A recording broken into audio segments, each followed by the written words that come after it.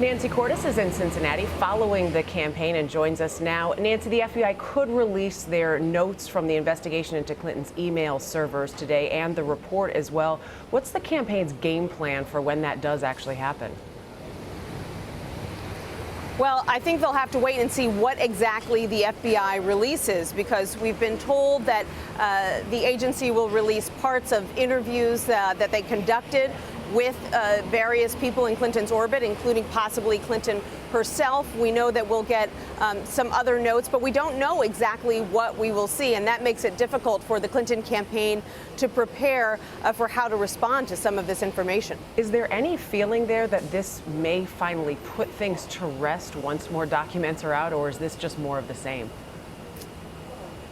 Oh, I'm sure that the Clinton campaign would love that, but I don't think that there's anything that will ever put this issue to rest between now and the election. In fact, just yesterday, a large group of Republicans sent a letter to the FBI urging them to appoint a special prosecutor to look into Clinton's ties to the Clinton Foundation when she was Secretary of State. So this is firmly in the realm of the political now, even though the criminal case appears to have been closed, and it's going to stay that way through Election Day. Yeah, the Clinton Foundation, the emails, and Benghazi seem to be the three biggest topics. And actually, Benghazi also related to the emails that could be released from the FBI documents. We're hearing that there are more related.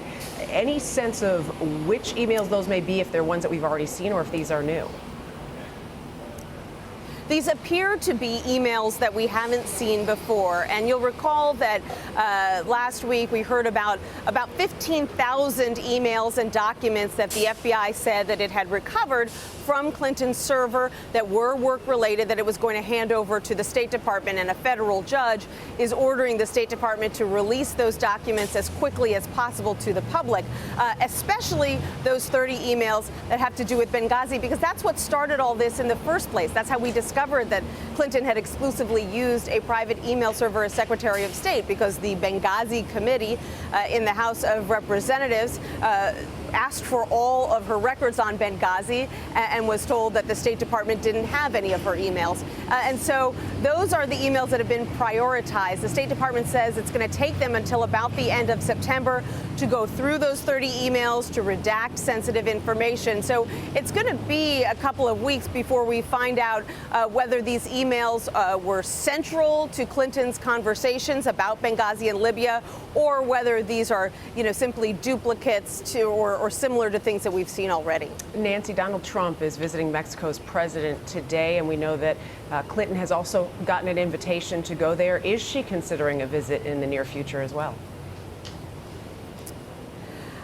No word. The Clinton campaign released a statement last night from Jennifer Palmieri, the communications director, and she said that Secretary Clinton had received that invitation and that she looked forward to meeting with the Mexican president at some point in the future, but she didn't say whether that future point would be before the election or afterwards. It's a bit of a pickle for the Clinton campaign, because they don't want to look like they're following Trump's lead on this or anything else. At the same time, they don't want to appear that they are retreating from an invitation with one of our neighbors, or God forbid, let Trump get the upper hand on foreign policy when Hillary Clinton was Secretary of State for 4 years.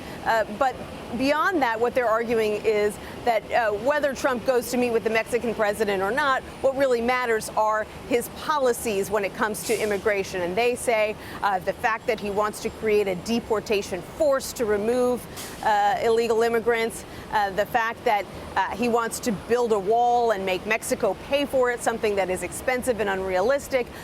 They argue that those kinds of proposals are going to turn off independent voters, the kinds of voters that Donald Trump needs if he wants to catch up to Clinton in the polls. I have a feeling we'll hear the word optics a lot today. Clinton will be addressing the American Legion convention this afternoon. What's she focusing on there? She's going to talk about issues of importance to veterans, and Donald Trump is actually going to be addressing the same conference on Friday. She's also going to try to turn the page from a series of, not great optics, to use your word, over the past couple of weeks. She's really been focusing on fundraising in these dog days of August. Her campaign says that that was always the plan, but it did kind of allow Trump to dominate the conversation because he was out on the campaign trail day after day, hammering her for not holding news conferences, for example, in all of 2016. So it'll be interesting to see today whether she treats this as more of a policy speech where she talks about veterans and veterans issues, or whether she takes the opportunity to make up for some lost time and go after Trump on that issue and several others. 69 days to go till the election, 26 till our first debate. Nancy Cordes, thank you very much. You're welcome, Dana.